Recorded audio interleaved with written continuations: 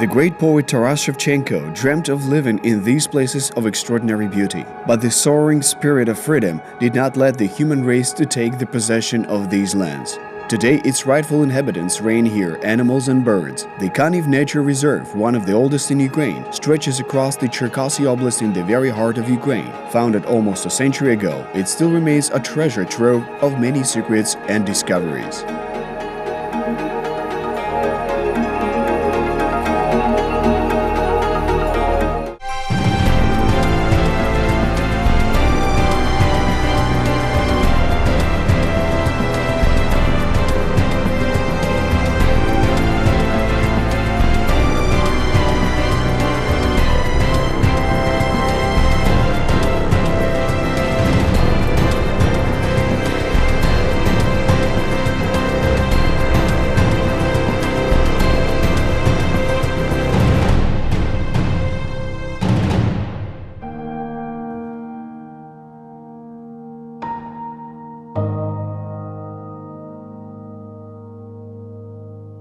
The territory of the reserve occupies a little over 2,000 hectares. Its main part is on the hills, the so-called Kaniv Mountains. This ridge, a narrow lane of 70 kilometers, floats along the right bank of the Dnipro River, which is no longer as roaring as the great Kobzar described it. Pacified by a cascade of hydropower plants along nearly its entire length, the river hasn't given up here, retaining its natural course. The low mountain peaks are covered in shady forests. From the one side, they seem to be engraved on the background of boundless plains of the Ukrainian steppe. From the other side, there is a cliff with the valley of the Dnipro at the bottom.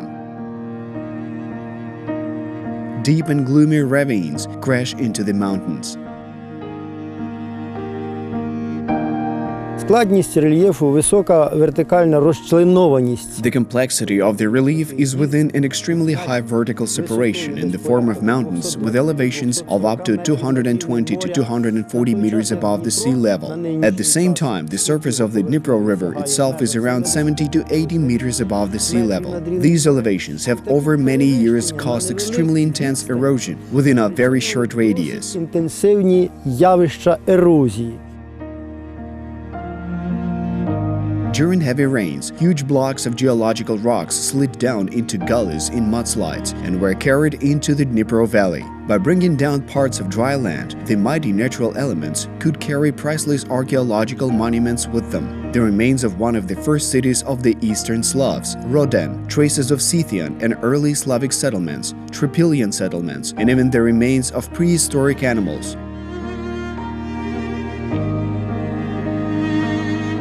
There were also concerns about the safety of the Taras mountain. The legendary elevation is riddled with ravines from all sides. It needed to be saved right there and then by preserving natural vegetation on the slopes.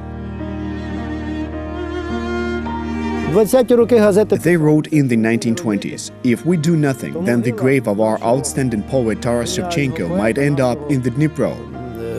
Тараса Шевченка може опинитися. For this very reason, they came up with the idea of creating a special reserve.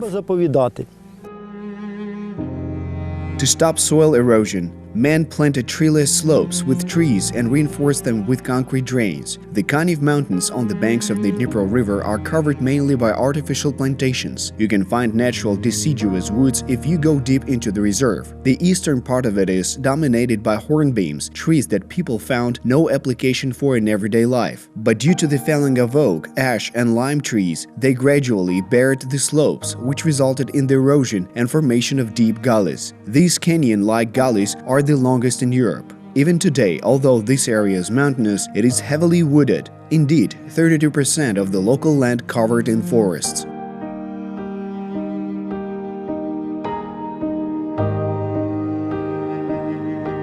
Зараз маємо поступовий, по-науковому зветься воно, демутація природи. But in recent years, there have been changes to manually planted forests. Місцях колись посаджених людськими руками лісів.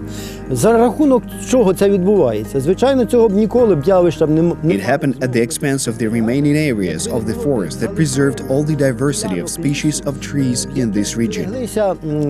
Все різноманіття, біологічне різноманіття видів рослин і тварин. Despite this, the forest is returning to its original state. It is well preserved, safe, and fairly rich in food for indigenous fox, hares, roes, and other animals. They don't want to be seen by the human eye. Only fresh traces give us hope that we will be able to see these animals running free. Так, ліс у нас весь стоптаний козулями, вони тут ходять на водопій і Our whole forest is trampled by roe deer. They come here for water. There are lots of tracks here. You can see very well that the earth is soft here. They even slipped in certain places. Їжджалися. Козулячий слід виглядає, наче сердечко з двох половинок. Ця стежка. Roe deer hoofprints look like two halves of a heart. This path is clearly trodden by roe deer, and there is a fresh track that leads to the right. It was most likely left today. It is quite evident that the deer was hopping through the forest. Видно, що стрибала і йшла туди далі. The staff of the reserve proudly declares that these lands have become home to all animals with the exception of bison, lynx, and bears. Tens of thousands of years ago, mammoths, saber-toothed tigers, and woolly rhinos roamed the forest in peace. This is evidenced by artifacts in the museum of the reserve. Here, there are plenty of exhibits with the prehistoric past. Shark teeth that are several million years old have been preserved thanks to the amazing ability of organic substances to be mineralized. Зуби акул – це фактично чи не єдина частина скелету акули, яка могла... Shark teeth are basically the only part of a shark skeleton that could turn to stone. Their skeleton mostly consisted of cartilage, like modern sharks, but their teeth were bones. Заміни органічних речовин на мінеральні речовини скам'яніли, дійшли до нас у вигляді цілих зубів, шматочків зубів, у відповідних відкладах, які характерні саме для цього. By replacing organic substances with minerals, they are petrified and preserved in the jaws of the 30-million-year-old fish. They were found in galleys in the Dnipro Valley. Such artifacts can be found right on the beach, washed ashore by the waters of the Dnipro River. Частинки зубів, цілі зуби акул, вони досить давні за віком. Equally valuable are the exhibits that illustrate the life of an ancient Slavic settlement. These dwellings were found on a small plateau in the mountainous part of the reserve. These were made by the Slavic tribes of the times of Kievan Rus, who left these dugouts 1,200 years ago. They grew wheat bread on neighboring slopes and hunted deer and hares. During the excavation, the wooden walls of the dugout collapsed upon direct contact with air, but this exhibit is a perfect replica. There is a rock stove in one of the corners with an open chimney. By the way, this is the original stone that was found when this dwelling was excavated. This technology became widespread not so long ago. The stove was heated, the smoke came out, then they closed the doors and the rocks radiated heat all night long. Archaeologists have been exploring the Kaniv Mountains for 200 years now, digging up evidence of new historical facts. People have always lived here, and each settlement left its mark. Untouched horizons of cultural layers can tell a lot about the rich past of these parts. Echoes of antiquity can be heard even in the sounds of the chirping of birds that live here.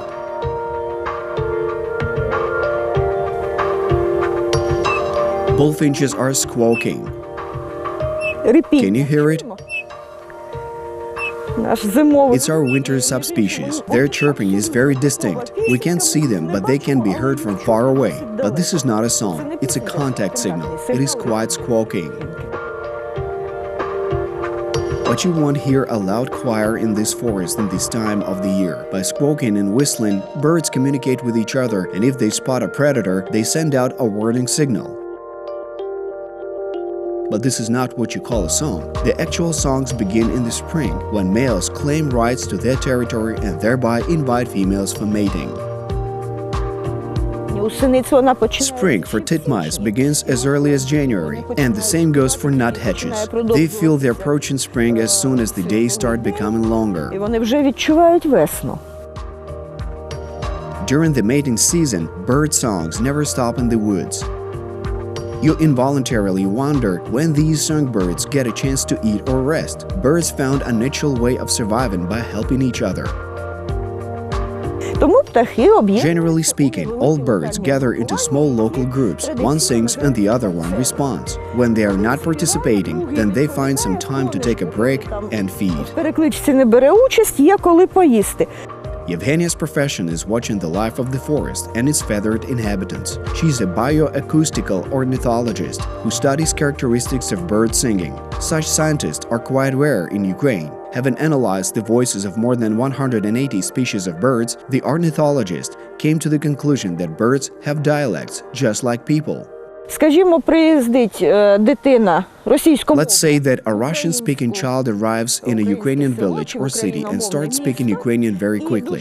The same happens with birds. In addition to that, their dialects are quite persistent. It's an amazing phenomenon. Діалекти виявляються досить стійкими.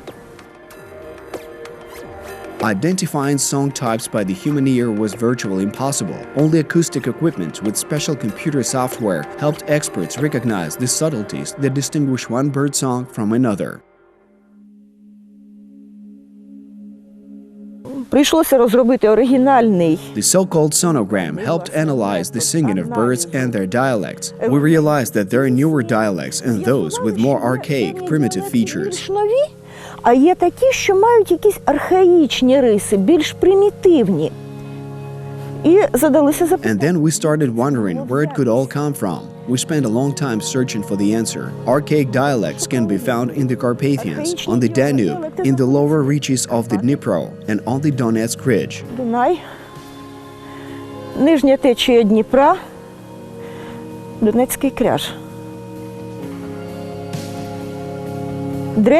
Certain songs we hear along the Dnipro River also have certain antiquarian features. Вздовж Дніпра. Yevgenia also heard archaic songs in those regions where plants left by the glaciers remained, which means that birds have been passing on dialects from generation to generation all the way back from the Ice Age. For 20,000 years, birds have been teaching their offspring ancient songs.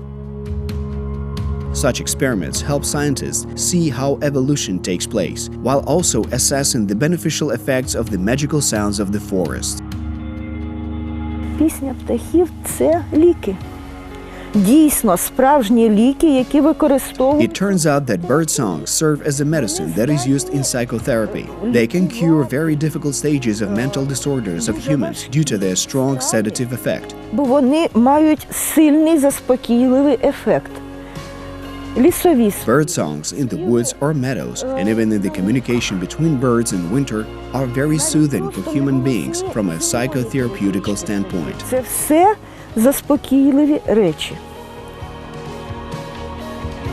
The Kaniv Reserve has become a true natural laboratory, as it has a lot to research. 1/5 of all the plants in Ukraine are concentrated on this small plot of land. There are 8,000 insect species alone, 36 of which are registered in the Red Book of Extinction. Diverse ornithological world of waterfowl and forest dwellers deserves a separate story.